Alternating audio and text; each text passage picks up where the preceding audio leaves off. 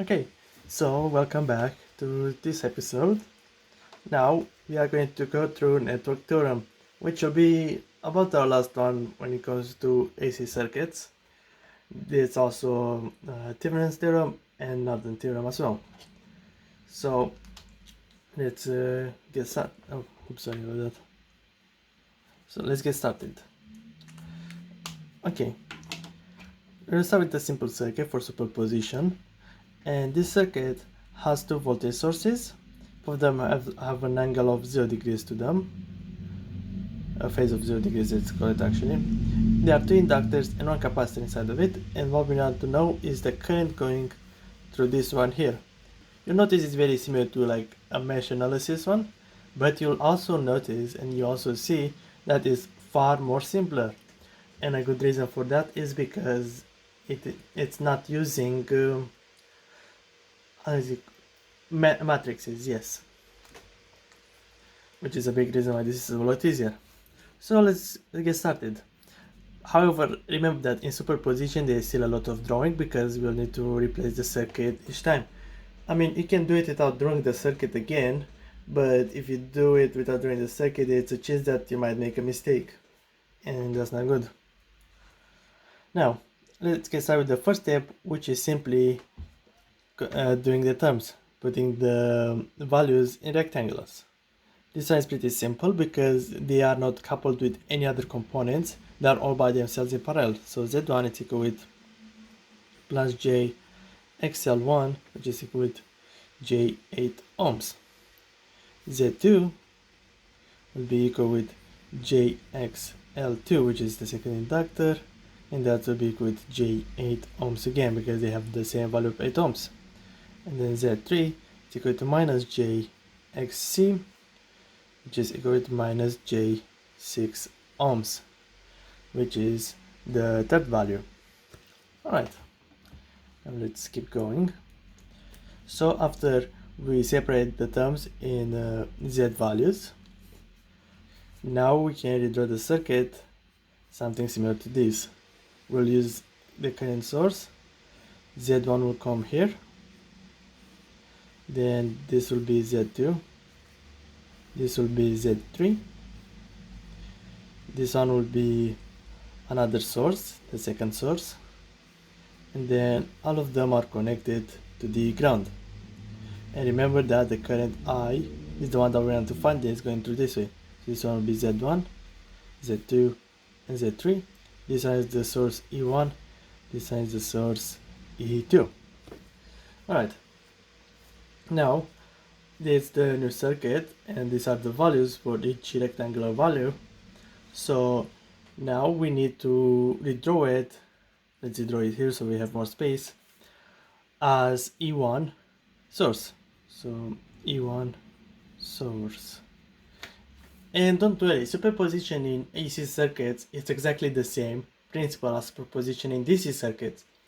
Basically, we'll calculate the value of I when there's only the source E1 inside of the circuit, and we also calculate the value I when it's only the E2 value inside the circuit.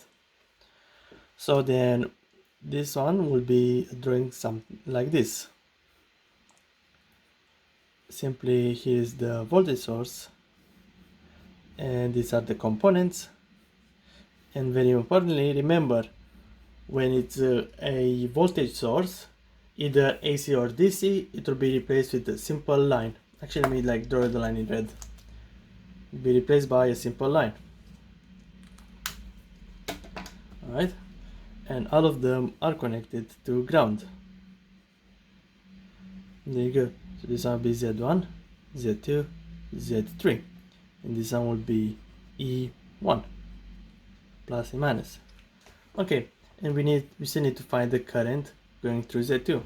Now, how do we find this current? Well, it's very simple. First, we need to find the source current, IS1, let's call it. If we find the source coming from the source voltage and also the total resistance, then we can easily find the current going through here.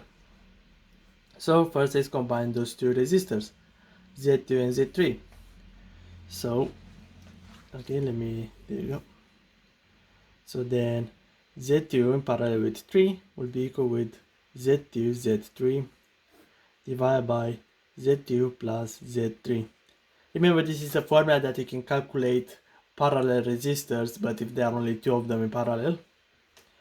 So that will be equal with J8 ohms, the value of Z2, as you see it here.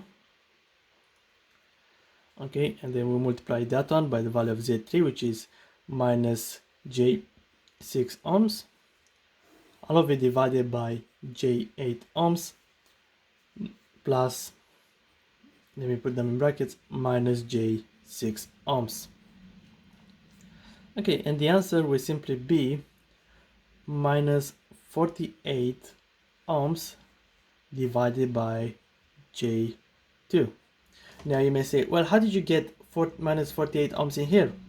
Well, the answer is we have the J value squared in here, because J multiplied by J, that give us J squared, and it will be minus J squared. Actually, let me get a piece of paper, I'll show it to you, because I don't mind to show you. So if you do J8 multiplied by minus J6, remember that you need to multiply everything. So the J's multiply as well. So this will give us minus J squared at an angle of 48 ohms. And if you remember, minus J will be equal with minus 1. So if you do minus J squared, that will be equal with it's equal with square root minus 1, that will be equal with minus 1. And the minus and minus, the negative here with the negative here, so this is for like normal J, negative here for the negative here, will make it a positive. So if you multiply by the value of minus, that'll just give you a 1.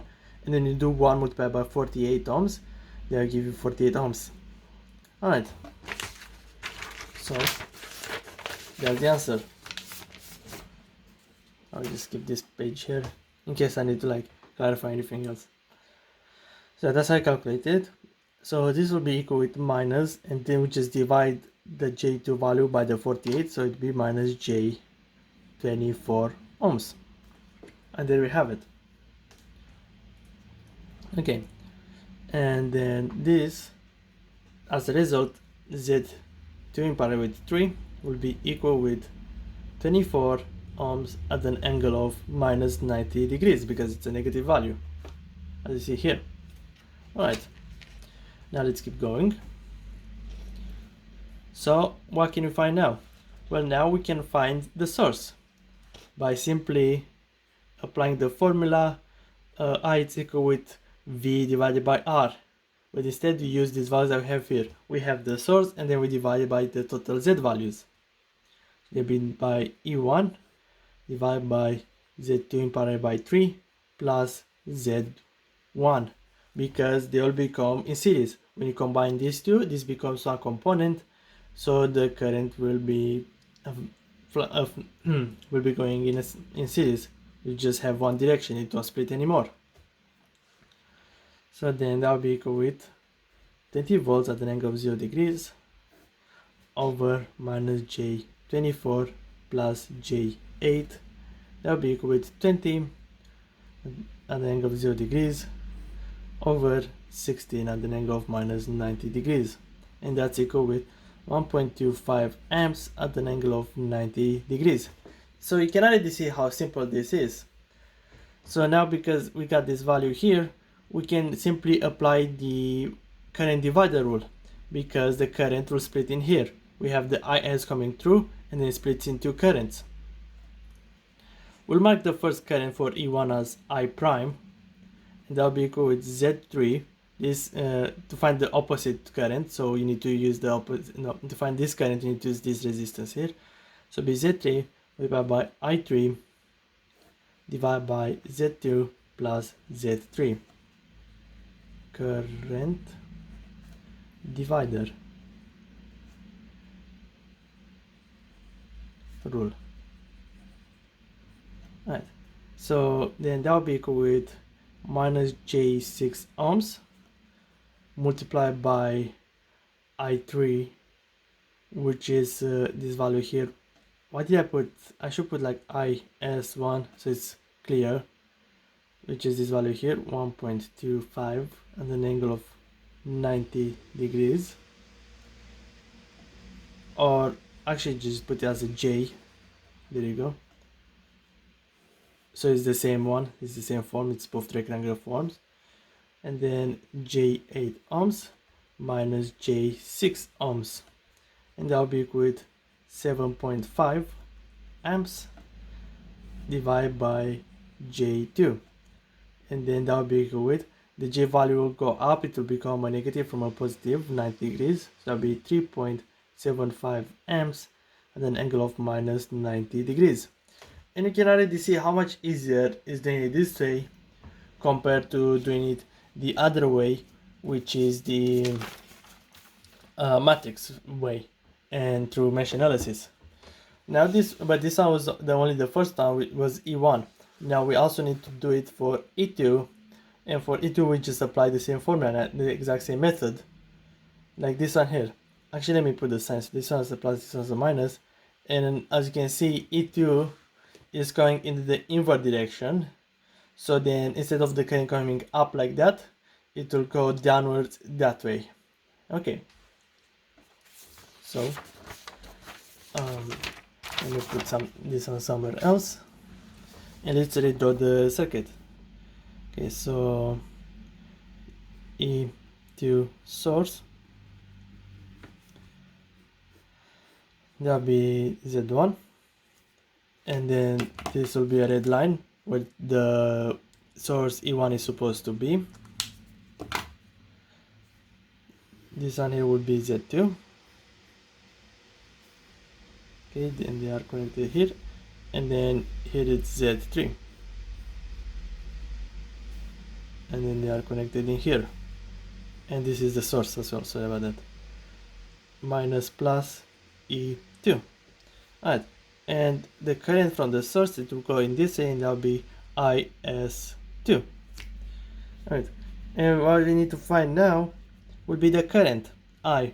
So this current I prime prime will be coming upwards, which will be the opposite direction compared to this one, which is downwards. So yeah, from here. So you need to remember this because it will come important when doing the final calculation. Alright, so what we need to do first is to calculate those two in parallel to make them in one component, and then we're just going to calculate them in series like we did the previous one, because it's exactly the same one, but it's just in the reverse polarity. So Z1 in parallel with 2, that will be equal to Z1 multiplied by Z2 over Z1 plus Z2. That will be equal with J8 multiplied by J8 divided by J8 plus J8. And that's equal to 64 divided by 16. J16. And that will be equal with J4 ohms. And this side is positive, so it will be an angle of be at an angle of 90 degrees.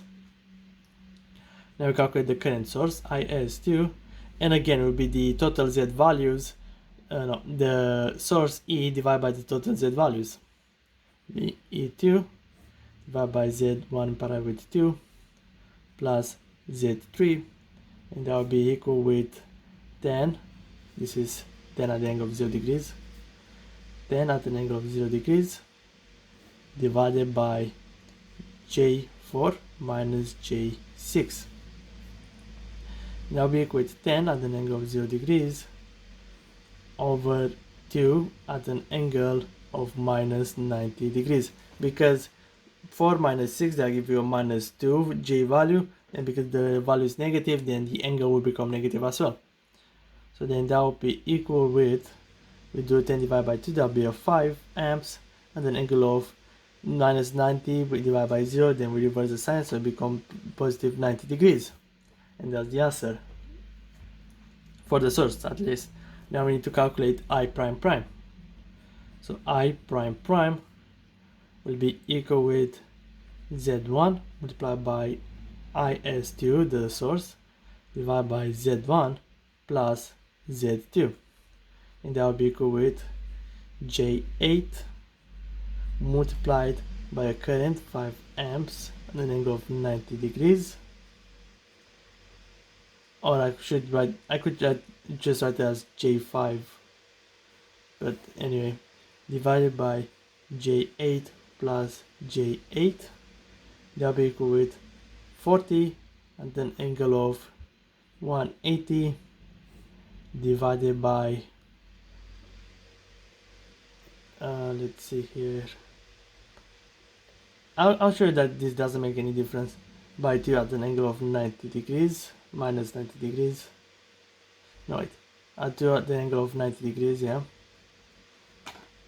wait, is it, so 40, then that'll be 16, sorry about that, there you go, 16 at, actually I'll write it under, this is equal with 40 at an angle of 180 degrees divided by 16 at an angle of 90 degrees. And that will be equal to 2.5 at an angle of 90 degrees. So it didn't really make any difference, to be honest. Now let's go through I. So to find I, we know that I prime is going in one direction, and we need to do minus because I prime prime, it's going in the opposite direction. So then that will be equal with 3.75 amps at an angle of minus 90 degrees minus 2.5 amps at an angle of 90 degrees. And because both of them use 90 degrees, but this one got the minus and this one got the plus, we can reverse one of them. So let's reverse this one into a positive 90 degrees. And what we mean by reversing, whether it's a trick that you can do, if for example like this one here, so you can see 3.75 at the angle of minus 90 degrees, you can add it or subtract by 180 degrees. We are going to add it by 180, and that will be equal with, but you need to reverse the sign for the number, so that will be minus 3.75 at an angle of 90 degrees, because we added by 180, so this one gives 90, so it'll be the same value here. Alright, so then let's see here, so that will be equal with minus 3.75 amps at an angle of minus 90 degrees minus 2.5 amps at an angle of at an angle of 90 degrees, and this will be an angle of 90 degrees as well. And then all of it will be equal with minus J 6.25 amps.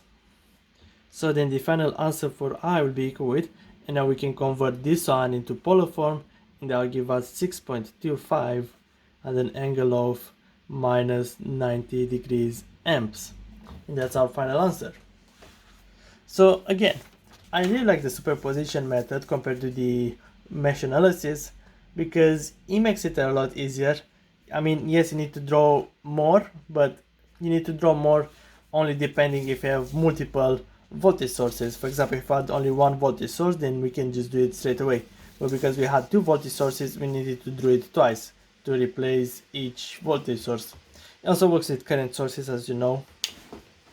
But anyway, alright, I'll pause here and I'll be back. Okay, so here's the next exercise. This one, it's a bit more different because now we have phases. So this one's got a phase of 30 degrees, this one's a phase of 20 degrees. And also the position is also different.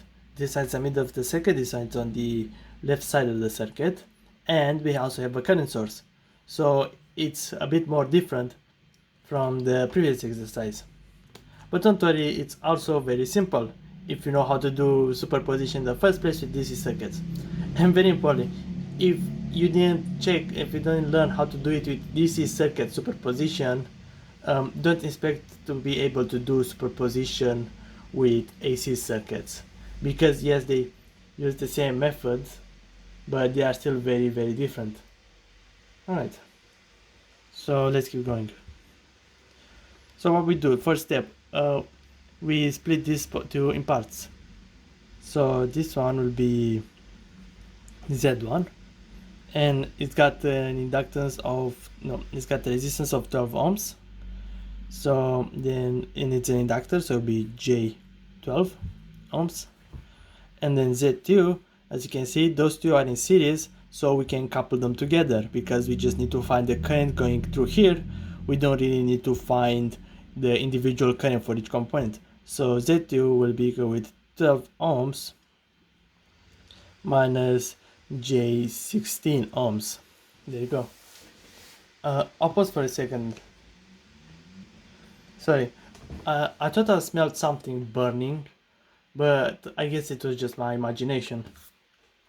Anyway, so yeah, we converted the components into Z values. If you're still curious, like, why do I keep converting them into Z values? Again, it's so much easier to calculate when you use Z values, when you replace the component with Z components, because it's simply a rectangle with its own value. I mean, it won't be as clear as what type of component that is when you see in the drawing, but when it comes to calculations, doing this will make it so much easier compared to maintaining the components as individuals. So let's redraw it as there is a source here, Z1 is here, then it will split with the current source, and also with another Z component, then all three of them will meet at the ground. Alright, and then this one will be Z1, this one will be Z2, this one will be I1, I guess, and then this one will be E1 plus minus here. The action is self-explanatory for the current source, and we need to find the current I going through this side. Alright, so this is how the circuit will look like. Now we simplified again, not really simplified, it's like we calculate with I1 source. So we redraw it. This is the rectangle for Z1. This is the split for the current, and this one is for Z2. This one is I, and then they all meet at the ground. There you go. But remember, we don't draw the voltage source anymore. It's simply replaced with a circuit, with a short circuit. But remember, like, current sources, they are replaced by open circuits, and you'll see that in a second. So now we can just calculate. So this one is Z1, and this calculation will be very simple because you can just simply apply the current divider rule. Why? Well, there's one component here, there's one component here, and the current will split at this point here, this junction here. So yeah, we can simply use that formula because we already know the current, because this is I, a current source. So then I prime, that's how we're gonna call this one, I prime. It's equal with Z1 multiplied by I1, which is this one, is the source, divided by Z1 plus Z2. And that will be equal with J12 multiplied by 4 at an angle of 20 degrees divided by J12 plus 12 minus J16. Alright, ohms. This one is Z2, this one is Z1. And then this will be equal with, so we simply do, let's rewrite again. So 12 at an angle of 90 degrees, let's write like this. Convert this one to polar, multiply by 4 at an angle of 20 degrees divided by 12, because there is no other real number, 12 is the only real number, minus J4, because it's minus 16J and we added with 12J, so it will be minus J4. Now we need to convert this value here into polar, so Z will be equal with square root 12 squared plus 4 squared, that's equal to 12.65. And now we calculate the angle at the 10 to the power of minus 1, and it will be a negative value, so it will be minus 4 over 12, and that will be equal with minus 18.43 degrees. So then I prime will be equal with 48 at an angle of 110, multiply the numbers and then adding in the angles, degrees, divide by 12.65 at an angle of minus 18.43, and when you do division in polar form, you just, this becomes a minus, so it'll be minus 18.43, so this one will become a plus, so then it will be equal with 3.8 at an angle of 128.43 degrees. Okay, so we found I prime. Well, we also need to find I prime prime, because this is only half of the exercise so far, because we got two sources, we only find one source so far. So let's put this on the side. Let's start a new page. So this time will be for the voltage source. This one will be for E1 source, and let's do the diagram. This is a source, plus minus. This one is Z1. Then this one here will be an open circuit, because this is supposed to be the current. This one here will be Z2. There you go. And then all of it is connected to the ground here. Okay, now this is even simpler now, because the current will simply go this way, I prime prime, and it will go that way because it's an open circuit, so there's no current going through here, so this junction here doesn't exist anymore. This is a simple straight wire, so these two components will be connected together. So then the only thing that we need to do now is to find the total resistance and just divide, and then get the voltage, no, then do the source divided by the total resistance, and that will give us the current. This is the current II, no, the current prime prime. So let's see, current prime prime, that's equal with E1 over Z1 plus Z2, that's equal with 40 at an angle of 30 degrees divided by J12 plus 12 ohms minus J16. Okay, and that will be equal with 4 at an angle of 30 degrees, all divided by 12 ohms minus J4 ohms. And then this will be equal with 40 at an angle of 30 degrees divided by 12.65 at an angle of minus 18.43 degrees. This number is the same one because we already calculated before. So this one will be equal with 3.16 at an angle of 48.43 degrees. So you can already see how much cleaner is doing it this way compared to the matrix way. So we got I prime prime as well now, which is this value here. So now we can just calculate I. Okay, let's go to the original drawing here. So here when you calculate I prime, we can see that the current goes in this direction. And here when you calculate from the source, we can also see that the current is coming in the same direction, in this direction, down, up. Like this one here. It's going in this direction, down and up. Alright, so because they have the same direction, we simply add them together. So I prime plus I prime prime. So that will be equal with 3.8 at an angle of 128.43 plus 3.16 at an angle of 48.43 degrees. We can't add them together because they are polar form, so let's change them to rectangular form. So then x will be equal with 3.8 cos 128.43, which is equal to minus 2.36, and y is equal to 3.8 sine 128.43, and that will be simply be equal with 3. Now let's do with the other one, which x is equal with 3.16 cos 48.43 degrees, that's equal to 2.1, and then y is equal with 3.16 sine 48.43, and that will be equal with 2.36. Alright, now that we know the values in rectangular form, we can just add them together.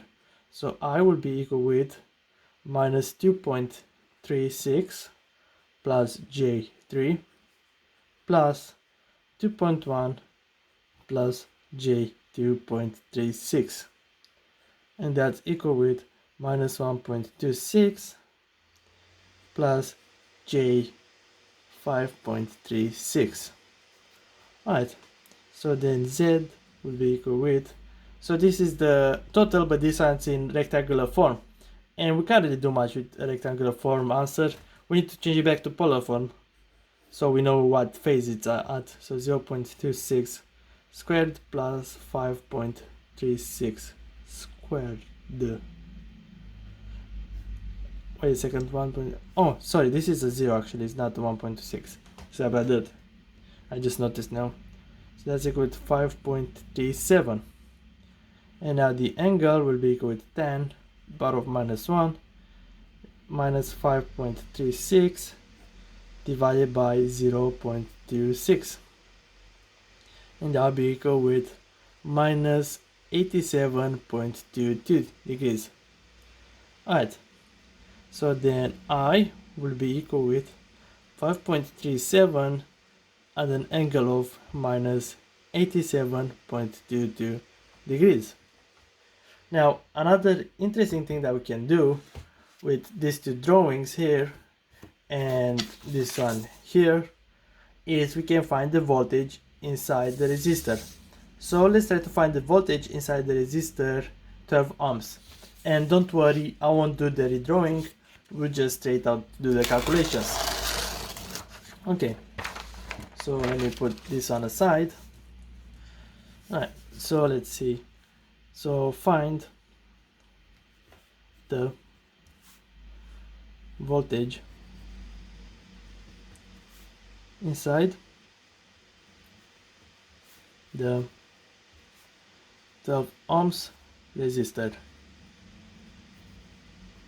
Okay, so let's start with V prime.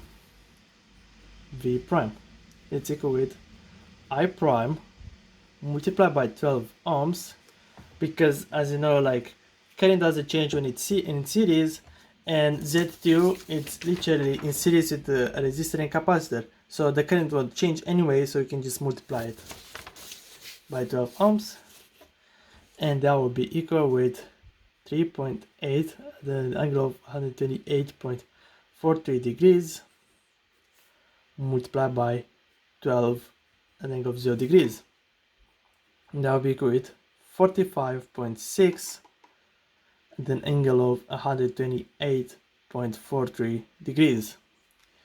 Now V prime prime, which is the second one, will be I prime prime multiplied again by the resistance 12 ohms.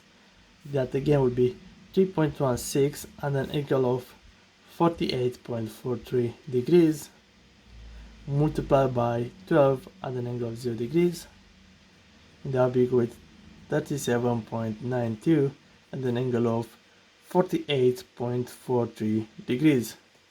Now our only job is to like add them together. So V is equal with V prime plus V prime prime, and that will be equal with 45.6 volts at an angle of 128.43 degrees plus 37.92 at an angle of 48.43 degrees.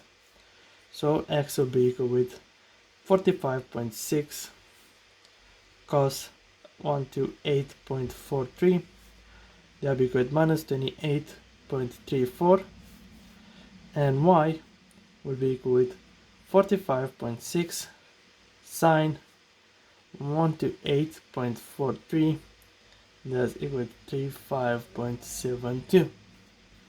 Now we need to do the other one.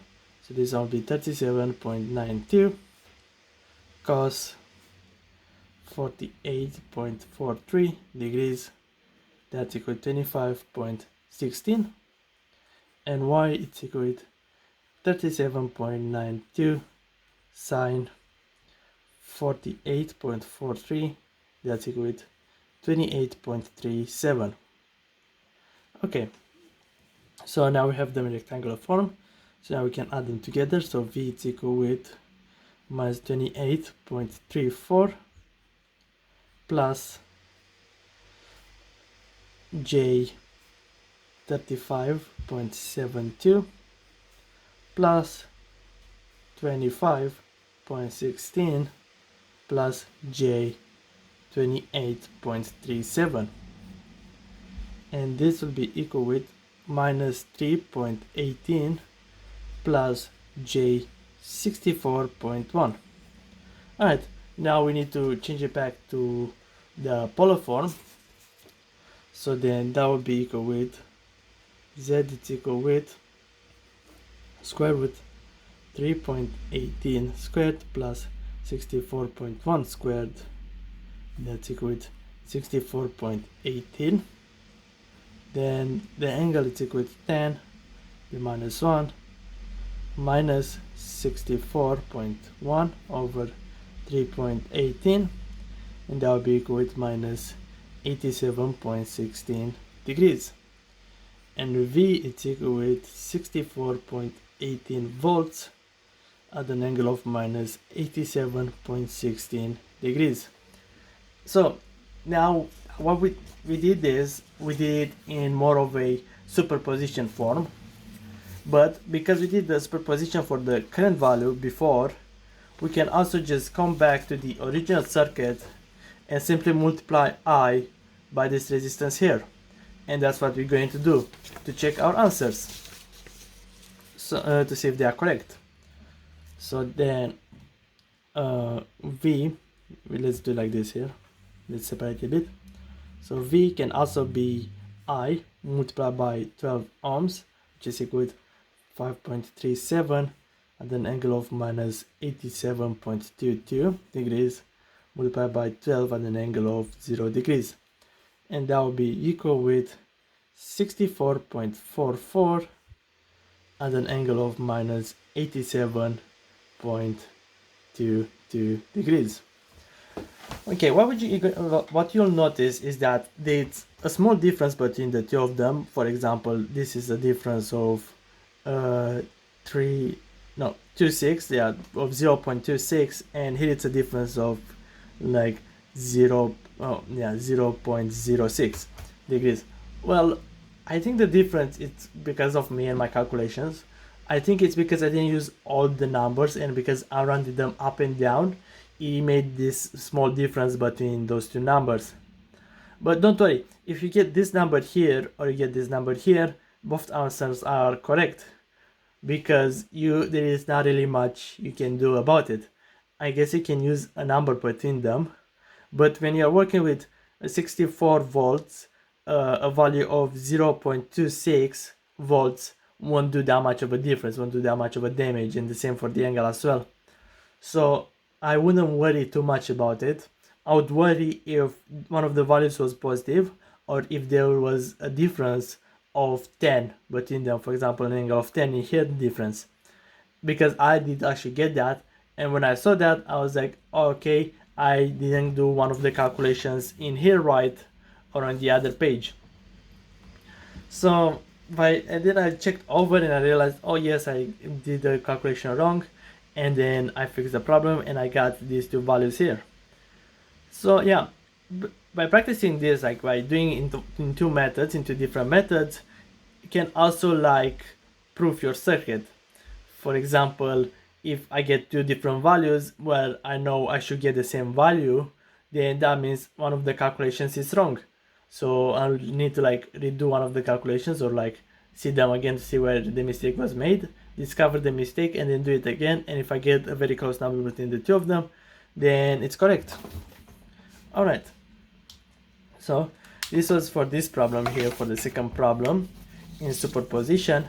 And don't worry, there are many more interesting problems that I prepared for you for superposition. Thevenin and Norton theorem will be shorter than superposition, and that's because they are basically the same thing really. The only difference is that Thevenin shorts a circuit, it makes a bigger circuit into a smaller circuit, and same for Norton theorem, because it's basically Thevenin's but for current. And that's why I did more example on superposition, because I think it's more important, and because you'll see in one of the examples you use Thevenin's at the beginning of a circuit and then end the circuit by using superposition. But you'll see that when we get to the Thevenin's video.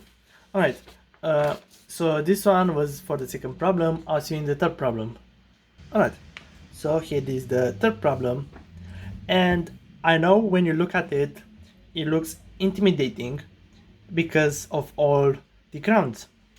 But I want you to remember that the grounds are not intimidating at all, because instead of putting 3 grounds like this, and I drew it this way because I want to show this, by putting three grounds like this, you know, like you have 3 of them, there you go. In reality, you can change this on to simply a wire connected to one ground, because in a circuit you won't always have the luxury of having multiple separate grounds.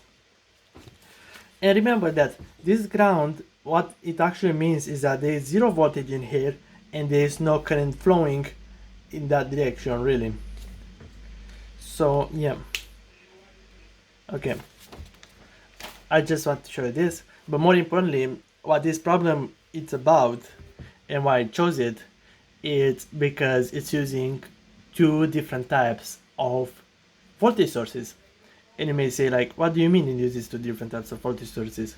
Well, this one it's got the phase of 0 degrees, but this one is still an AC, while here at the top, if you can see it, it's E1 equal 24, which is a DC source.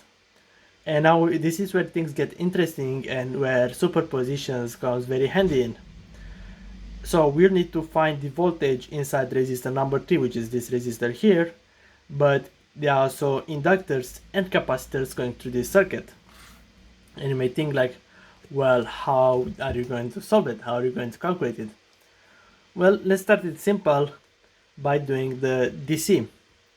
Now, if you remember, because we did lessons about capacitors and inductors when it comes to DC, we know that over time, over the period of like less of a second or even an entire second, these circuits change, these 2 components change.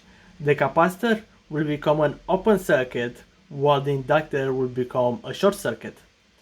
So funny enough, if this was here the capacitor and this was an inductor, then the voltage V3 will simply be equal with 0 volts, because the capacitor will become an open circuit, so there is no current, there is no voltage in here. Alright, so let's do this circuit to accommodate the, let's apply superposition and let's apply it for E1 first.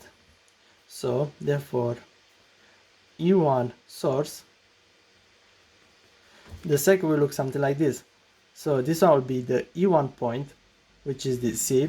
It will go in this way, will go like this, in plus minus here if it really matters to you.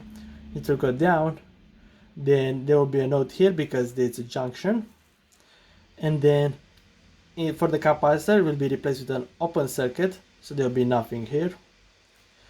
The resistor stay the same, it doesn't change, but the voltage source, this one will become just a line, a short circuit, the ground here. And then for the inductor, let's mark with red. So this one is the capacitor that becomes an open, and then this one is the inductor that becomes a short again. And that one is connected to the resistor that's connected to the ground, and this one will be R3, 6k ohms, and we need to find plus minus V3. We need to find V3, and this one is R1, 1k ohm, and this one is R2, 2k ohm. Now you can already see how simple this circuit is, because those 2 are connected to the ground. So let me grab a separate page, the bad page, let's call it. So if you still think that this circuit looks complicated and you don't understand how it looks, let's take it step by step then. So let me put this one on the side here, and let me have this one here. So a way that you can draw it is that we can draw the source here, the DC source, there we go, plus minus, and this one will be E1. Again, don't be afraid to like redraw a circuit if you need to. You don't have to like adapt to this circuit style, like circuit drawing, you can try and redraw the circuit the way you want it so it's more comfortable. Okay, so we can see that through E1, R2, this resistor R2 is going through it first. So there will be an R2 here of 2K ohms. And we can also see that it's a junction here. That means the current splits in here. So it's a junction that splits in 3.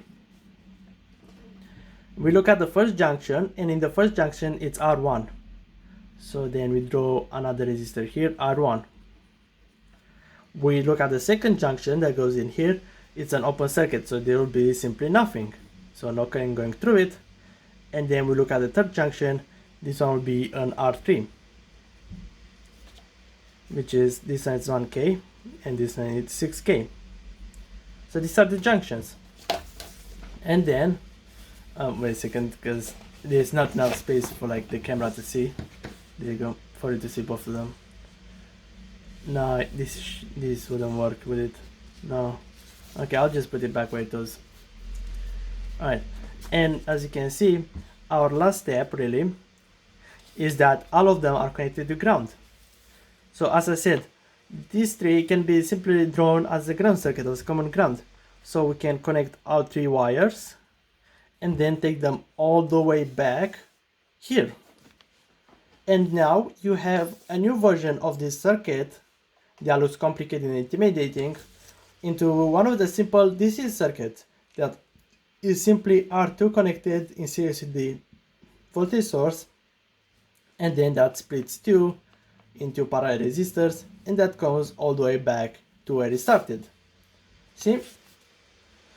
So yeah, if you find difficult, like if you find circuits like this difficult and intimidating and you don't understand how the current will flow through them, again, just redraw the circuit and follow the source and just follow the lines, the wires.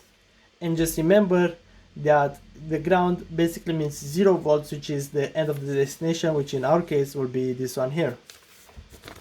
Alright, so that was enough preparation, let's say. So now what we do? Well, first we need to find the total resistance so we can find the current in the first place, because we can't just straight away calculate the voltage. So R1 and R3, actually we can calculate the voltage straight away. Sorry about that. I used to use current. We can, okay, just a second. Okay, I'm back. So yeah, actually we don't need to find the current. We can apply the voltage divider rule. I forgot about it. I don't really use it, to be honest, as much as the current divider rule. But yeah, it's useful in this case. So R prime will be equal with R1 in parallel with R3, and that will be equal with 1K ohm in parallel with 6K ohm, and that will be equal with 857.14 ohms. So my dog is in here as well, because she's been naughty. Weren't you, Bella? You're a bit of a naughty dog. So she's grounded. She doesn't really like to stay here. As you can hear, she doesn't really like to stay here. But we have guests and I don't want her to jump on them and lick them and scratch them or anything. R2. So we applied the voltage divider rule. Basically we multiplied those two resistors parallel because now it became one resistor. We multiply by E1, and to find the voltage V3, sorry, I don't know why I put the V3 here, we'll simply need to multiply those two together with the source, and then you just add them together with these ones. So then that will be equal with 857.14 times 24 divided by 857.14 plus 2K ohms, and that will be equal to 7.2 volts. Alright, so this was pretty simple, even though it looks complicated, and this one was for E1, which was the DC source. Now the one that's a bit harder will be calculating for the E2 source. So then let's see here, therefore, and I will do actually no, actually I'll start on a new page because I have only a little bit left of this one. So but I also need to redraw it, so I guess it's fine. Therefore Bella, no, E2 source,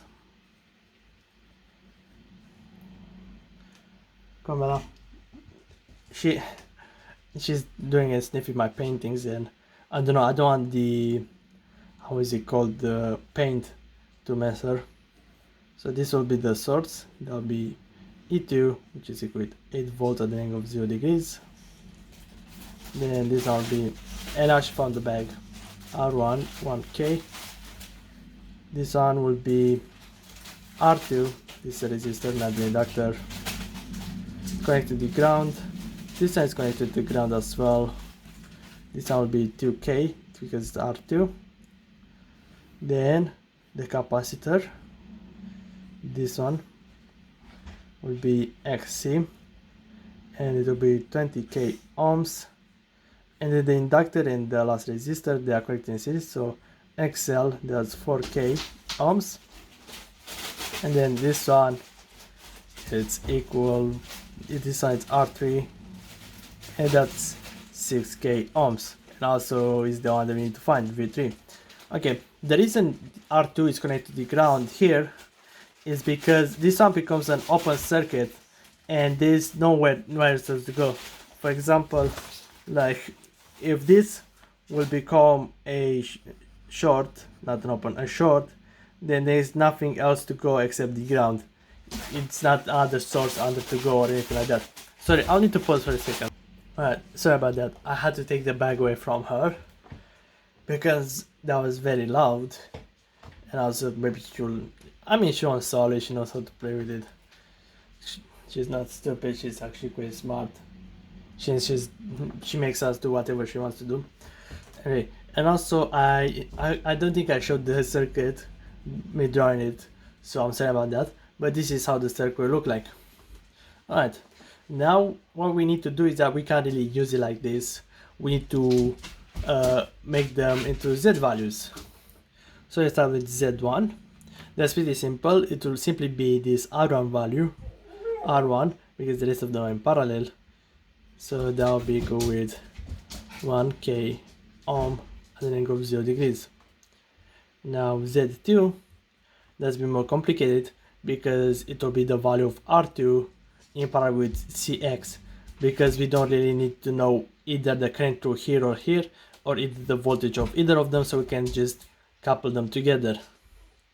So then R2 at an angle of 0 degrees in parallel with XC at an angle of minus 90 degrees. So if you apply the rules, then that will be 2K at an angle of 0 degrees multiplied by 20K at an, and now she found the battle, an angle of 90 degrees, and then all of it divided by 2K ohms minus J 20K ohms, and that will be equal with 40K ohms at an angle of minus 90 degrees divided by 20.1 at an angle of minus 84.29 degrees. I did the calculation, so don't worry about that.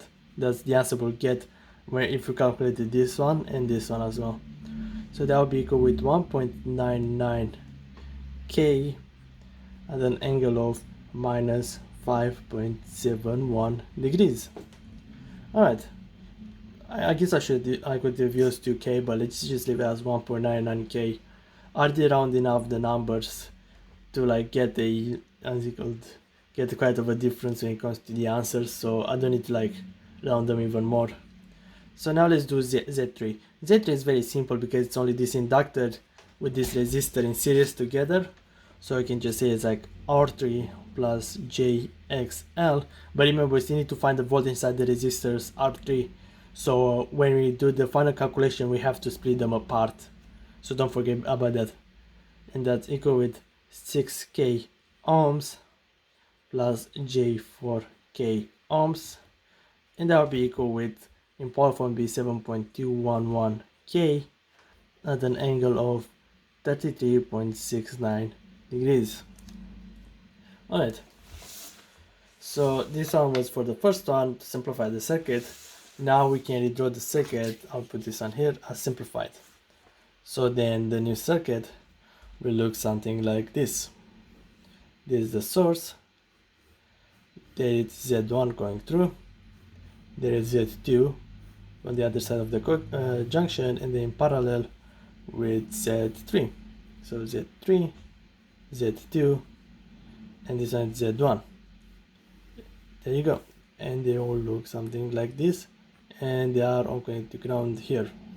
Or I can just leave it like this. It doesn't really make much of a difference. Alright, so let's see here. What we need to find is the current I3 going through this here, because if we find the current, we can simply calculate the voltage going through, like, because these are in series, like we did previously in the other exercise. Alright, we also need to find the current source IS, and to find the current source we also need to calculate the total resistance, the total ZT value. But that would be pretty simple, because ZT will be simply, alright here, ZT will simply be equal with Z2 in parallel with Z3, and then we add those two together with Z1. So that will be equal with 1K ohm plus 1.99 K, and then angle of minus 5.71 degrees in parallel with 3.61. There you go, now you can see 3.61 and an angle of 33.69 degrees. There you go. So let's see, Z2 and 3. So the answer for this parallel calculation will be equal with 1 over 1.99K at the angle of minus 5.71. I don't apply the other formula because, like, let's try the other ways as well. 3.61K, because I like to show multiple ways to calculate things. 33.69 degrees, and this will be equal with, and now she wants to get outside, 1 over, Bella, please stop. She won't stop. Sorry about my dog. She's quite naughty today. Alright, I'll be back in seconds. Alright, she will have to stay here for a bit while I record, unfortunately, but fine. Maybe you'll stay quiet, won't you? Probably not. Anyway, so yeah, we do this calculation here. Don't I did all the calculations, so you don't need to see me like keep changing the values or anything like that. And then angle of 5.71, and then plus 2.77 times 10 minus 4 at an angle of 33.6 minus 69. I didn't have enough space here. Alright, so I did the one over. Now we need to convert them to rectangular form so we can add them together. X is equal to 5.025, that's 10 minus 4 cos 5.71, that's equal to 5 times 10 minus 4. Y is equal with 5.025, oops, there we go, times 10 to the minus 4 sine 5.71, that's equal to 5 times 10 to the minus 5. X is equal with 2.77 times 10 to the minus 4 cos minus 33.69 degrees, that's equal to 2.3 times 10 to the minus 4, and y is equal with 2.77 times 10 to the minus 4 sine minus 3.69, that's equal to 1.54 times 10 to the minus 4. Alright, so then z2 and 3 when together they'll be equal to 1 over 7.3 times 10 to the minus 4 minus j 1.04 times 10 to the minus 4. Okay, let's keep going. So now we need to convert this one into polar form. So then z will be equal with square root 7.3 times 10 to the minus 4, all of it squared, plus 1.04 times 10 to the minus 4, that squared, now we will be equal to 7.37 times 10 to the minus 4. Okay, now let's do the angle. Let's get 10 to the minus 1, and that one will be minus 1.04 because one of them is negative, that's in the minus 4, divided by 7.3 times 10 to the minus 4, and that will be equal with an angle of minus 8.11 degrees. Then together z2 and z3, that will be equal to 1.36k at an angle of 8.11 degrees. Alright, so this one was one of the parts. Sorry about this. So because I need a second page as well. Alright, so how we find out, so all this calculation is only to find out the parallel value between those two numbers, but now we got it, so it's fine.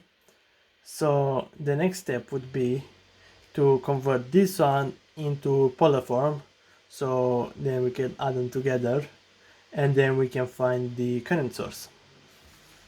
Right, so then x would be equal with 1.36k cos 8.11 degrees, that's equal to 1.346k, and then y will be equal with 1.36k sine of 8.11 degrees, and that will be equal to 191.86 degrees. Alright, now we just need to add them together, so we add z1 by those two values, so that will be that will be 1k plus 1.346k plus j 191.86 degrees. No, j 1.19, yeah. And then that will be equal with 2.346k plus j 191.86. Alright, now we need to convert this one back in polar form, so z will be equal with, I swear to God, like most of these calculations is just me converting, to be honest, like convert it to polar rectangle and convert it from rectangle to polar. So 2.46 k squared plus 191.86 squared, that will be equal to 2.35k.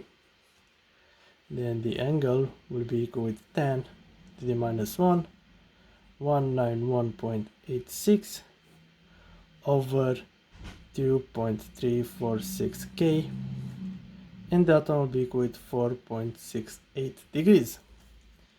And then zt, that will be the total z value, that will be 2.35k at an angle of 4.68 degrees. Alright, so now that we know the total zt value, we can find the source.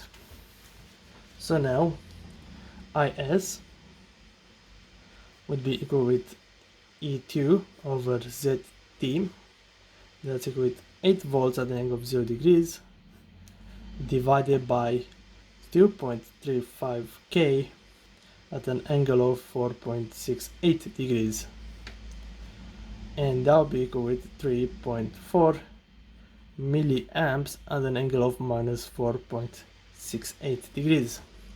Alright, so now that we find the IS, we can find the current here, which is I3, by simply applying the current divider rule between those two. So then, let's see here, I3 will be equal with Z2 multiplied by I source divided by Z2 plus Z3. Okay, and that will be equal with 1.99k at an angle of minus 5.71 degrees times 3.4 milli at an angle of minus 4.68 degrees, and then all of it is divided by 1.99k at an angle of minus 5.71 degrees plus 7.211k at an angle of 33.69 degrees. Alright, so we got those two, they are in polar form. So now we need to change these two from polar form to rectangular form so we can actually calculate them. Let me go on a new page because I don't have enough space on this page here. Alright, so then let's keep going. The x value would be equal with 1.99k because minus 5.71, that will equal with 1.98k, and y will be equal with 1.99k sine minus 5.71, that's equal to minus 197.99. Alright, sorry, there you go, now you can see the entire thing. Next one is x, it's equal with 7.211k cos 33.69 degrees, that's equal to 6k. And then y, it's equal with 7.211k sine 33.69 degrees, that's equal to 4k. Alright, now the next one will be to calculate the current. So we got the values, now we can simply do I3, which is equal with 6.766 at an angle of minus 10.39 degrees divided by 7.98k plus 3.8k. Alright, now this is a j value, sorry, there you go. Now we just need to convert this in polar form again. So z will be equal with square root 7.98k squared plus 3.8k squared, that's equal with 8.84k. Then the angle is equal to tan d minus 1, 3.8k divided by 7.98k, and that one will be equal to 25.46 degrees. Alright, now we can finally calculate the current I3, that will be equal with 6.766 with an angle of minus 10 to the 0.39 degrees divided by 8.84k at an angle of 25.46 degrees, and that one is equal to 765.38 microamps at an angle of minus 35.85 degrees. And then V3, that will be equal with I3 angle of, at an angle multiplied by R3 at an angle of 0 degrees. This one is the voltage divider rule, but no, not the voltage divider rule. We multiplied I3 by R3 now because in the Z3 they are in series, so we can just do this. And that will be equal, yeah, I'll write that. That will be equal with 765.38 microamps at an angle of minus 35.85 degrees multiplied by 6k at an angle of 0 degrees. and that'll be equal with 4.6 volts at an angle of minus 35.85 degrees. Quite a nice number. Now we did all of this calculation, but remember this one, it's simply for the source E2, for this one here. To like find the rest of them, it's just for this. We also calculated it in DC form, which was for E1 here. So this is not the last step. The last step, it's very simple. So it's very simple though, is that we need to just add them together. So let's mark here as the space between them. So then total V3, that'll be, there you go, so you can see that's simple. So V3 will simply be equal with V3 DC plus V3 AC, because both currents have the same direction, so we just add the voltages.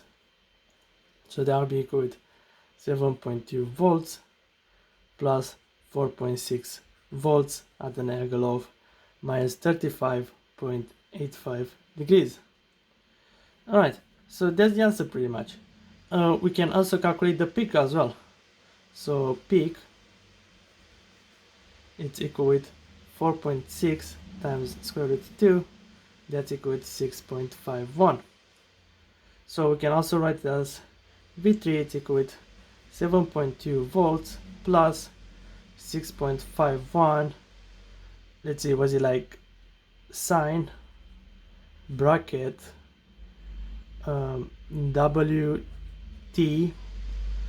plus, no, it's a minus 35.85 degrees.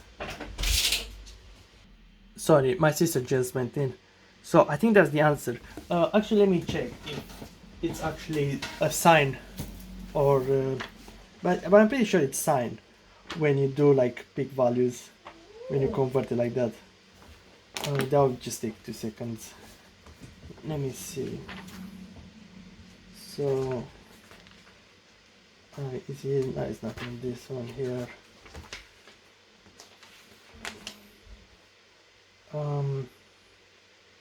No, it's not here either. Come on, like all of a sudden all the examples are like the peak value disappeared.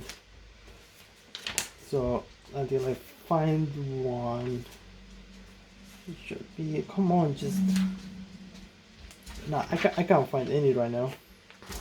Which is, oh no, there you go. Yeah, it is like that. It's sine WT. Yeah, there you go. So that's how you write it when you want to write it in peak value, if you don't want to write it like this here. Yes, Bella. Alright. The reason that you don't add those two together, like the 7.2 volts and the 4.6 volts, is because this is DC. And as you know, again to this piece of page, as you know, like AC, it usually starts from the point 0 and it goes like this. But when DC it's implied, then it rises the starting point, so instead it will start like from a point like this and it'll be like this. So that's the difference that DC makes to AC circuits, and that's why you often find DC combined with AC, because sometimes you just want it more alleviated, you want it at the higher point and you don't want to reverse the polarities, because this time won't reverse the polarities, will just keep the same polarity. Alright, I'll pause in here and we are going to go to the next one. Okay, so now we are at the next and last exercise. I was thinking like, I think I might split the video in like 2 parts, because I don't want to be like over 2 hours. If it's under 2 hours, like an hour and a half, then yes, I'll upload it. But anyway, this is a short example, and the only reason I actually did it is because I don't know, you may have never seen how dependent sources work, because I personally don't really use them at all. This is like the first time I do a problem with them as well. But anyway, so we'll use them in superposition here. So we have 2 dependable sources. One is a voltage dependent source, the other one is a current dependent source. And the interesting thing is with the dependable sources, they do have constants. For example, this micro here, it's a constant of 20, and this 100, this H here, it's a constant of 100. And our job now is to calculate I2, which is basically the current going through here. Very simple. So we apply the same basics. We'll need to change them to Z values. So Z1 will equal with R1, that's equal with 8 ohms. And then Z2, that's equal with R2 and XL because they're connected in series, so they'll be together. So R2 plus JXL, so that will be equal with 12 ohms plus J16 ohms. So now we can just redraw the circuit. So there will be the ROM here. There's the voltage, so plus minus micro V. The micro, it's again a constant, don't mix it up with the micro like the 10 to the power of minus 6. Z1, this one here, it will be HI, and then there you go, this one will be Z2, this one will be I2, no, sorry, not I2, I prime, there you go. Then all of it connected to the ground. So about my drawings, I'm not really good at drawing under pressure. No, actually this one it's I2, sorry. Now we're doing I prime. Because they start with the voltage source, so we do the ROM, the dependable source, voltage, it goes in this direction, then there will be Z1. This one will be open because it's a current source, and then this one will be Z2. So this will simply be a current I prime going in this direction, I prime. Alright, so then we can just calculate I prime, it's equal with micro V divided by Z1 plus Z2, because very simple and very straightforward. That's equal with micro V divided by 8 ohms plus 12 ohms, let me put in brackets, plus J16 ohms. And that's equal with micro V over 20 ohms plus J16 ohms. Alright, now we need to change some polar form. So Z is equal with square root 20 squared plus 16 squared. That will be equal with 25.61. And then the angle is equal to 10 dd minus 1. That's 16 over 20. And that's equal to 38.66 degrees. And then I prime will be equal with micro V over 25.61 at an angle of 38.66 degrees. So then we can also do this division, because this is a 1 in here in front of it. We can do 1 over these values here. So that will give us 0.039 that we multiplied by micro V, you'll see in a second what I mean, per ohms at an angle of minus 38.66 volts. No, degrees, sorry, not volts. Alright, I have no more space on this page, we'll just go to the next one. So let's put this one here. And the problem is already almost done, because we don't really have values for either V or I right now. So you can just like use this value here as as a replacement, but you'll see why we need to do it this way and why we need a number like this one or like this one in a second. So then let's do it for, like, this time we'll do it for the current I here, and for the current I, V becomes a short circuit, so it'll just be a line. This one will be Z1. This romb here will be the current HI1. This one here will be Z2, and all of them are connected to get the ground. There you go. And then I prime prime is coming through here. So again, there are only two resistances really here, so we can apply the current divider rule, which will make everything simpler. So let's say that I prime prime will simply equal with Z1 multiplied by HI divided by Z1 plus Z2, that will be equal to 4 ohms multiplied by HI divided by 20 ohms plus J 16 ohms. That will be equal to 4 HI divided by 25.61 at an angle of 38.66 degrees. Okay, so this one will be equal with 4 times 0.039 HI. There you go. Let's put them separately at an angle of minus 38.66 degrees. So then I prime prime will be equal with 0.156 HI at an angle of minus 38.66 degrees. Alright, so now we can calculate the current I2. So then I2 will be equal with, and we can see like I prime here, it's going in this direction from up to down, and also we can see that I prime prime, it's having the same direction as well from up to down, so we just add them together. So then 0.039, okay, plus, right, yeah, 0 micro V at an angle of minus 38.66 degrees plus 0.156 HI at an angle of minus 38.66 degrees. And that's everything we can do to it right now. But if the problem said like, let's calculate it if V was equal with 10 volts at the phase of 0 degrees and I was equal to 20 milliamps at the phase of 0 degrees, and then calculate it if there were those two values that we separated here.